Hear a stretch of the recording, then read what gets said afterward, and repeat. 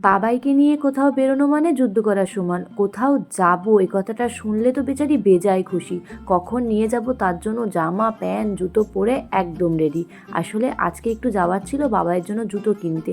ওর বেশ অনেকগুলোই জুতো আছে, বেশি অংশ বুট আছে। সেগুলো পরে বেরোলে না ওইগুলো হতে খুব সমস্যা হয় এখন।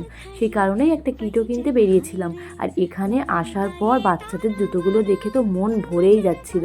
এই জুতোগুলো এখন সবাই পরছে, বড় থেকে বাচ্চা সকলেই। কিন্তু এই জুতোগুলো আমার বেশ ভালো লাগলেও জুতোগুলো একটু শক্ত ছিল। নরম হলে বাবাইয়ের জন্য আমিও একটা নিতাম, কিন্তু এত শক্ত জুতো পরলে আবার পায়ে সমস্যা হতে পারে, সেই জন্য এবার স্কিপ করে গেলাম।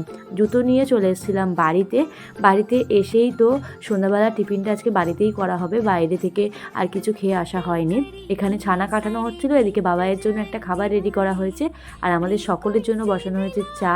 ফ্রিজে কিছু ফিশ চপ রেডি করে রাখা ছিল, আমি কিছুটা এখন বার করে এখানে ভেজে নেব আমাদের সন্ধ্যাবেলা সকলের জন্য। বাইরে এখন ঝমঝমিয়ে বৃষ্টিও শুরু হয়েছে। আমরা যখন বেরিয়েছিলাম তখন মেঘলা মেঘলা ছিল, বৃষ্টির সম্ভাবনা ছিল না, কিন্তু বাড়িতে আসার পর বৃষ্টিটা শুরু হয়েছে। ভাবছিলাম বাবাইকে নিয়ে বেরোচ্ছি, বৃষ্টি চলে আসলে খুব মুশকিল হবে, কিন্তু ঠাকুরের ইচ্ছায় বৃষ্টিই হয়নি। এখন আমরা কি খাবো? বাবাইয়ের খাওয়া দেখে তোমরা বুঝতে পারছো তো এটা কতটা সুন্দর হয়েছিল। হ্যাঁ, ফিশ চপটা বেশ সুন্দর হয়েছিল। চলো, আজকে ভিডিওটা এই পর্যন্ত। কেমন লাগলো না লাগলো সেটা কিন্তু অবশ্যই জানিও। ভালো লাগলে একটা লাইক করে দিও। দেখা হবে নেক্সট ভিডিওতে। আজকের মতো বাই।